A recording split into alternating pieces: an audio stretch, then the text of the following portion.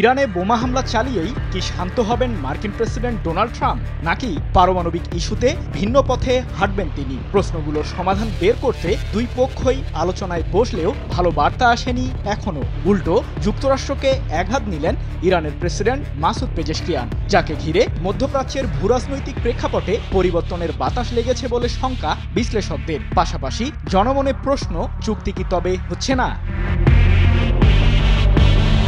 ইরানের পারমাণবিক অস্ত্র তৈরির বিষয়টিকে ঘিরে উদ্বেগ উৎকণ্ঠায় ইসরায়েল ও যুক্তরাষ্ট্র। তেহরান বোমা তৈরি করে ফেললে অস্ত্রযুদ্ধে নেমে পড়বে মধ্যপ্রাচ্যের বাকি দেশগুলো, সেই সাথে অঞ্চল জুড়ে হুমকির সম্মুখীন হবে মার্কিনী বলয়। এমন শঙ্কা থেকেই ইরানের পারমাণবিক ইস্যুতে পরোক্ষ আলোচনা চলছে যুক্তরাষ্ট্রের সাথে। গত এপ্রিল থেকে শুরু হওয়া এই আলোচনার পঞ্চম দফার বৈঠক শেষ হলেও আসেনি ইতিবাচক বার্তা। যদিও মার্কিন প্রেসিডেন্ট ট্রাম্প বলেছেন আলোচনা খুব ভালো হয়েছে, তবে ইরান দিচ্ছে ভিন্ন বার্তা।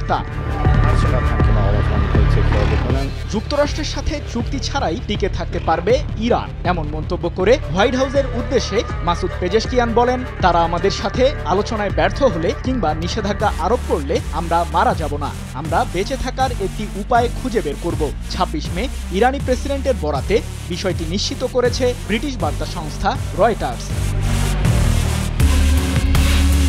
এর আগে পারমাণবিক ইস্যুতে ইরান যুক্তরাষ্ট্রের সাথে চুক্তি করতে ব্যর্থ হলে তেহরান জুড়ে বোমা হামলা চালানোর হুমকি দেন ট্রাম্প। এমনকি এরই মধ্যে ইসরায়েল ইরান সীমান্তে সমরাস্ত্র মোতায়েন করেছে তেল আবিব, যার ফলে চরম উত্তেজনা বিরাজ করছে পুরো মধ্যপ্রাচ্যে। ইরান বলছে তাদের এই পারমাণবিক কর্মসূচি কেবলই বেসামরিক খাতে ব্যবহারের জন্য এগিয়ে নেওয়া হচ্ছে। তবে এমন দাবিকে মানতে নারাজ হোয়াইট হাউস।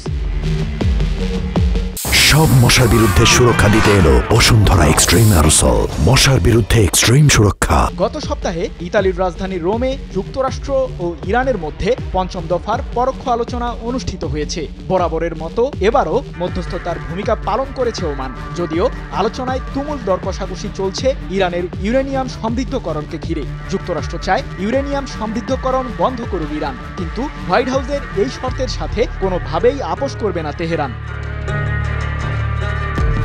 এদিকে আবারও আলোচনায় বসার ইঙ্গিত দিয়েছে ইরান। এ প্রসঙ্গে দেশটির পররাষ্ট্র মন্ত্রণালয়ের মুখপাত্র ইসমাইল বাঘাই বলেন, যুক্তরাষ্ট্রের সদিচ্ছা থাকলে আমরাও আলোচনা চালিয়ে যেতে আশাবাদী, কিন্তু তাদের লক্ষ্য যদি হয় ইরানের অধিকার খর্ব করা, তবে এসব আলোচনা কোনো ফল বয়ে আনবে না।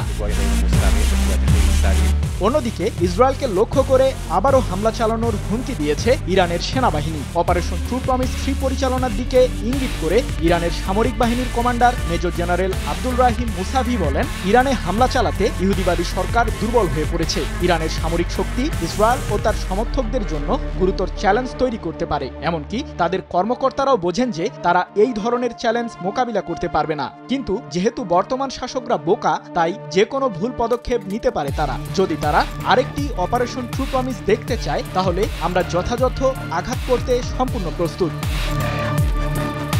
সৃজন মাহমুদ, নিউজ 24।